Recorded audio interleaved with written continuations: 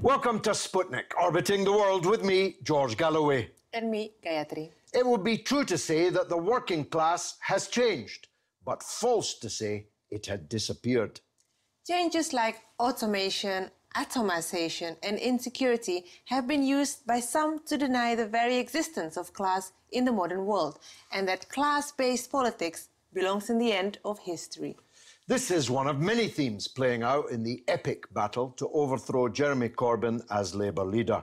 Our first guest is a fellow and vice principal of St Hilda's College, Oxford University, and author of Young Women, Work and Family in England, which won the Women's History Network Prize, and The People, The Rise and Fall of the Working Class, 1910 to 2010. She's Professor Selina Todd, and she joins us now. Professor, thanks for joining us. I want to challenge the premise in the very title of your book. I argue that the working class has not fallen, merely morphed and changed. Yeah, I'd agree with that. In fact, we know from opinion polls that most people in Britain today still identify as working class. The subtitle of the book is trying to get at the fact that politically and culturally, if we think about our mainstream media, the working class has all but disappeared. And when I started writing the book, one of my motivations was to ask, how's that happened? How is it that within public life, the working class just seemed to have disappeared when, in fact, when you talk to people, they say it still very much exists? All around us, everything that we see is made by people. And every service we received is given by people. So the existence of a group of people who depend upon their labour to live, and if they had no wage, no salary, they would not be able to survive the end of the week or the end of the month. That's all that working class really means, isn't it? I'd say it means that, and it means something else as well, which is, what do people think about that? Does that fact of their circumstance, and I absolutely agree with what you're saying, does that mean something significant to them?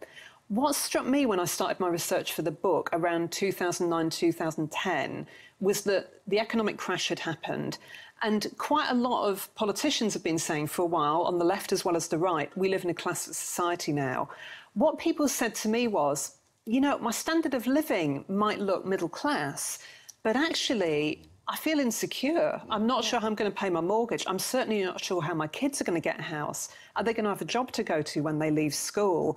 And so increasingly, that very fact that you mentioned, George, the fact that you have to go to work for a living, was coming to mean something very significant to people, including people who just a few years earlier had thought of themselves, because they were managers perhaps, as in quite secure jobs.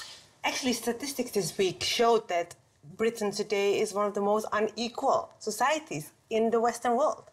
Absolutely, and that's been the case for a long time. And that inequality has been growing since 1979, when neoliberal economics was embraced by Margaret Thatcher's Conservative governments and subsequently by Labour governments as well as Tories. How does that play into the political system? You're too young to remember, but the Euro-communist thesis around the magazine Marxism Today began to argue that working class politics per se, were becoming a thing of the past.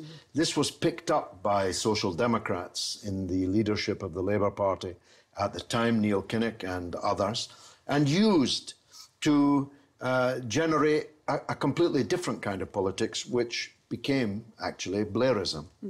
Absolutely. And one of the things that I try to challenge in my book, The People, is the really narrow view of the working class that those politicians held and still hold, I think, which is this idea that to have a working class We need to have a predominantly male industrialised workforce working in kinds of industries like steel and mining.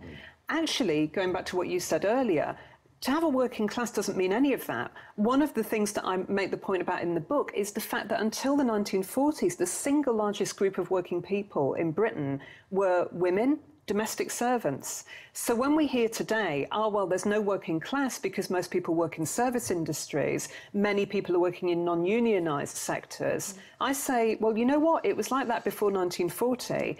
But when we look back, we know that those people had class consciousness. They were the very generations who were forming trade unions. Now you speak of domestic servants. I understand you use in your books servants, the domestic servants, as a barometer of social change. Now, of course, we don't live in Downton Abbey scenarios anymore, but our servants today, i.e. house cleaners, babysitters, dog walkers, I mean, they're from Eastern European now or Asia, so they are still here. Absolutely, absolutely. And you make a really interesting point there about migrant labour. Again, it's something which I've found very worrying in recent years. Many politicians have somehow tried to suggest that immigration is new to Britain. Yeah. One of the very interesting facts about domestic servants is that on the whole, by the 1930s, they're poor young women coming from Ireland or coming into England from impoverished parts of Scotland and Wales. In Glasgow, when I was very young, there was one factory, Parkhead Forge, which employed 30,000 people. It's now a shopping mall, as it happens. When I joined the Transport and General Workers Union in 1973, it had 2 million members. The TUC had 13 million members. Now it has 6 million members. Things have changed superficially, but as I think we're agreeing here, and I look forward to reading the book, workers are still workers, no matter in what numbers they are congregated, what gender they are, or even what ethnicity they are. And they are that upon which we all depend. Absolutely. And many of them are aware of it. When I was researching the book, I was very impatient with the kind of generalities that politicians came up about with the working class. I thought, let's go and talk to people. And so the book's packed with personal testimonies of people I interviewed, people I'd been at school with. I come from Newcastle upon Tyne, so I interviewed many of the people who I'd been at comprehensive school with. But then went and found in archives oral histories, testimonies of earlier generations, often put together by school children, by ordinary people who just wanted to write down their stories. You know, you don't need to be a professional historian like me to do history, right? And what struck me was, we sometimes have a very narrow conception of how working class people organise. I didn't just want to write a history that was about victimhood. And, you know, as you've both made the point, we could write that history. We could say, well, it's all about inequality. It's all about people being on their knees. But I was interested in how do people organise? Trade unions is one way. And it's very interesting that the largest group of workers who are being fastest unionised at the moment are part-time women workers. Yeah, we don't hear very much about that. But also, of course, people have always organised in other ways. I mean, you'll be aware from Glasgow, rent strikes, the role of women as well as men in things like rent strikes, in tenants' associations, in arguing for community rights, in arguing for local control of schools. These are issues that we can all get behind now. And rather than saying there's no working class, we don't need to bother about the working class, what politicians should be doing is listening to people and thinking, where are they organising? What are the issues that are mobilising them? Because we hear a lot of worries about people not going out to vote. But actually what you have to do is work out where are people, instead of saying to them, you should be in the polling station or you should be in the trade union. Let's go to them, find out what they want. Yes, quite. No, you, I think, and certainly we are big supporters of Jeremy Corbyn. We're reaching the end now of this stage, at least, of the epic battle to overthrow him. He's reflecting the kind of political analysis that you're writing about, isn't he? He is agreeing with what we're arguing here, that whatever other identities people have, and their right to be proud of their and conscious of their identities, whether gender or orientation or colour, ethnicity, religion or whatever, the fundamental identity they have is that in relation to capital.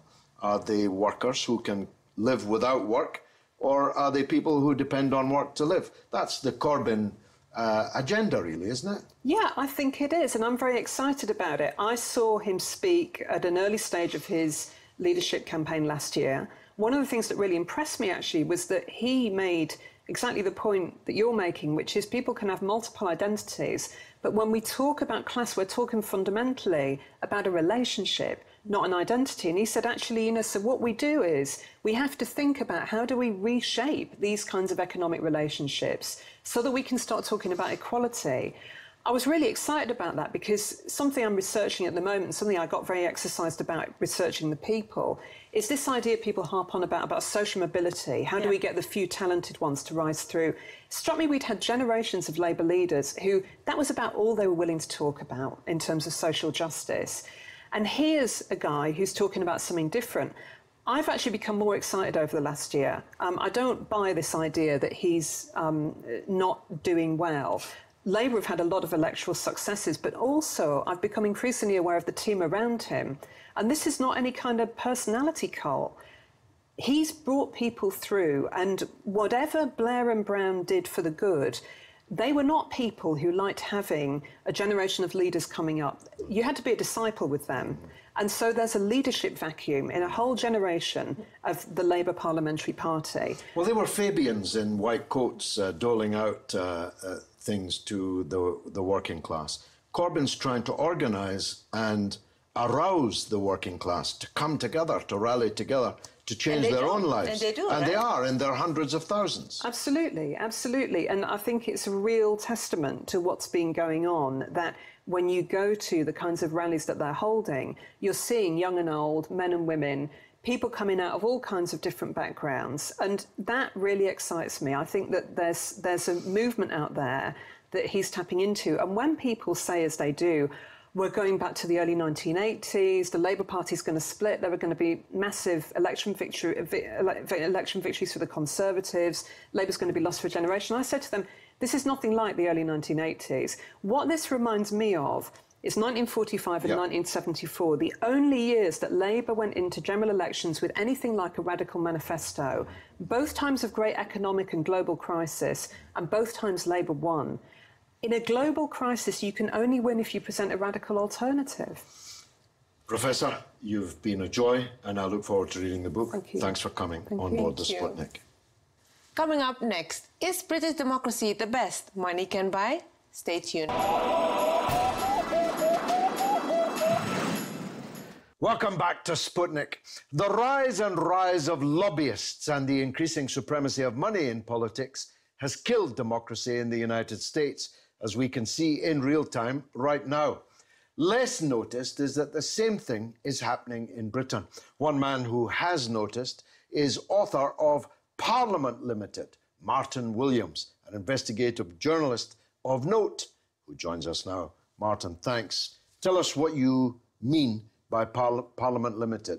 Well, it's called Parliament Limited because it seems to me that the focus of Westminster and British politics seems more and more to be on the focus of politicians, I should say, seems to more and more be on making money and business rather than representing people. So for the book, I did, I think the first time ever, an analysis of all the companies that are directed by MPs and by peers in the House of Lords. And the results are really quite staggering just because of the sheer numbers. So there's around 2,800 directorships, company directorships held by politicians, and for about 2,500 companies. Now, just in terms of the actual numbers, they bring in a combined revenue of around £220 billion a year. £220 billion a year, and that is their employees. They've got they employ about as many people as it's roughly equivalent to 1 in 20 of the UK workforce. And now, obviously, as you know, MPs have to declare things. They have to. There's a public register of interests where they have to put all their directorships and outside jobs. But when I tallied this up to the register of interests, and it is impossible to do it exactly right. It's not an exact science, but roughly around 40% of these directorships were not declared. So now some of them are not controversial, some of them didn't necessarily need to be declared by the rules, but a lot of them did. And there are very clear examples in the book where, you know, people really should have said something about their interests, and then they go and talk on the same subject that they've got a financial interest in without declaring it. That's quite extraordinary. Yeah. In fact, everything that you have just said, and I was in Parliament for almost 30 years, and everything you just said there was actually astounding. Give us an example of undeclared interest that's in your book. Well, first of all, I'll give you an example of declared ones, right? Okay. Because even when they have declared them, it's still bad sometimes. So one of the big issues today, housing. We've got a housing crisis in Britain. Yep. Yeah. Now, for the public, generally, I think it's about 2% of the public are landlords. But in Parliament, it's 30% of MPs. And as a proportion of Conservative MPs, any idea what it is? It's in my book. We'll have to buy it to find out. But it's very high. There's a majority of Conservative MPs are landlords. And £30 billion a year is paid out by the state in housing benefit to landlords, including oftentimes them. Yes, exactly. Now, a lot of these MPs will declare it. You know, a lot of them will say, I am a landlord. But the combined effect of these, so individually, they're not necessarily doing anything against the rules, but the combined effect of it is, in January of this year, there was a law proposed that would have made it illegal for landlords to fail to provide housing that was not fit for habitation, which you would have thought that's a pretty obvious thing, that we need landlords to have houses that are fit for habitation. That was blocked by MPs. Including a gang of 72 MPs who were earning at least £10,000 a year each as a landlord. It's unbelievable. It's absolutely astounding. And of course, as you rightly say, the register hides as much as it reveals. Yes. For example, there's a rather infamous MP in the news this week who has a multi-million-pound property empire. No one quite knows how they managed to build it up. And when one gigantic piece of real estate was revealed in the Daily Mail, the answer was, actually, it's my wife's property. So, it's always the wife's property, so the wives or husbands of parliamentarians can quite privately own. But then, of course, as any fool knoweth, a man and wife, as we are, our income is one. Our expenditures are one. At least in a common sense world, that would be the case. Or, in the same newspaper, this same week, a former minister is revealed to have given Wonga advance sight of a critical report of a select committee, and he's been suspended for 2 days. Well, I can do better than that. I'm beginning to believe that you can. In my book, one of the people who I came across was Baroness Greenfield, who's a member of the House of Lords, and she made a speech in Parliament a couple of years ago where it was about higher education. Now, whatever you think of her politics and her view in this case was that the government should help universities to open up to private investors more. Of course. They should open up to private investors more. And one of her main points was that when scientists or academics at universities have ideas and come up with concepts, the university will own the intellectual property rights for those ideas. And she was saying that it should be easier for private clients to, in effect, kind of get a piece of the intellectual property rights, to kind of invest in intellectual property rights. And a month earlier, I think it was a month earlier, very soon before, she had just been made non-executive director of a company called Tech Capital Limited, whose actual slogan is helping clients profit from university intellectual capital. Now, I complained about Baroness Greenfield. I put a complaint in. And just a few weeks ago, this report came out by the House of Commons Committee for Privileges and Conduct. And this was after weeks of waiting. for this to come out, it finally concluded that she had breached the code of conduct. She apologised. She said it was an accident. But her punishment, you think that's quite a serious breach. You would have thought maybe she'd be slapped with a fine, maybe she'll be kicked out of Parliament. No, her actual punishment was that she had to write a letter of apology to the chairman of a subcommittee. This report has been out on the internet for a few weeks, but the media is not interested. No one's reported it.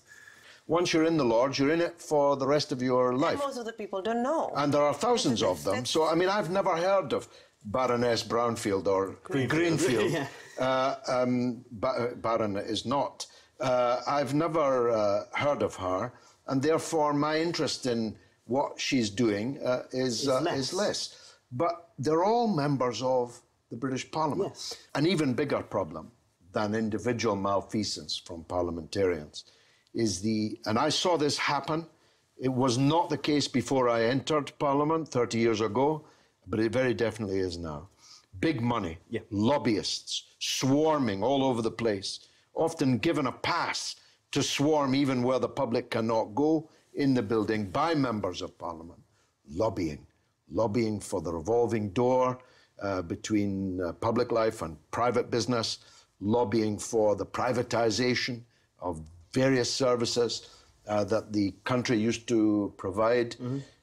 The rise of the lobbyist is an even bigger cancer than the rise of the rotten MP. Yeah, absolutely. I mean, we're always going to have rotten MPs, aren't we? Whatever we do, whatever rules we put in place, there's always going to be some people who we don't like.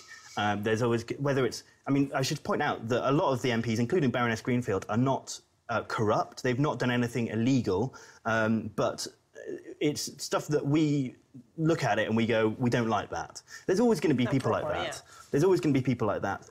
But the influence of lobbying and big business is so corrosive to the democratic process. And it doesn't matter what your politics are. It doesn't matter if you're left-wing, right-wing, whatever. We deserve a proper democracy where big business doesn't influence it and our representatives actually represent us, the people, rather than big businesses. But was it easy for you to investigate this? Were they secretive about this? Well, if you want to look at, for instance, politicians with shareholdings in, let's say, BAE Systems, which is a listed... No, all about that. UK's biggest arms company, and it's a listed company. It's floating on a stock exchange. With private companies, with private limited companies, anyone can find out who the shareholders are of those companies. But with listed companies, it is pretty much impossible to identify whether a politician has shares in that company or not. In fact, as I've discovered, it's basically illegal. There's a very complicated law, the Companies Act 2006, and Section 116 of that Act states that in order to access the register of shareholders, you have to first of all provide that company with your name, your address, and also the name and address of anyone you might potentially want to share that information with. Now, I'm writing a book, or I wrote a book. That would mean that I would have to have given them the name and address of everyone who might ever potentially read my book. And after this broadcast, that would be impossible because everyone's going to be queuing up to buy this book, which is really fantastic. Parliament Limited by Martin Williams. I promise you this will not be the last volume of this book. No. You're going to have to produce almost an annual of this subject because the problems that you've identified are not going away anytime soon. Now, of course... Last word to you. David Cameron has now resigned as an MP. What's he going to go on to do now? Almost certainly he'll do the same as Tony Blair and Gordon Brown and get some nice, cushy private sector jobs, make lots of money for himself. Well, the front page of your book is pigs at a trough. Perhaps we should draw a veil over it there. Martin Williams, author of Parliament Limited. Thanks for joining us on the Sputnik. And now it's your turn to tell us what you think through the portals of social media. What's rattling, Gayatri? So when we ask, does Britain have the best democracy money can buy? We had lots of traffic. Max Millennium says, for example, We can only buy hypocrisy, not democracy. Very good line. Couldn't put that better myself. Robert Blay adds, well, there's too much hidden from us to call the UK a democracy. And finally, Ricardo Picasso says, the new Prime Minister might not be another top hat-wearing millionaire, but he represents them. I think that's a fair point too. I've got no argument with any of those tweets. Well, that's all that we have for today then. Which, alas, means that's the end of the show. But you can stay in touch with us on social media through Twitter at @RT_Sputnik or on Facebook, Sputnik on Russia Today. It's goodbye from me, Gayatri. And from me, George Galloway. It's been marvellous.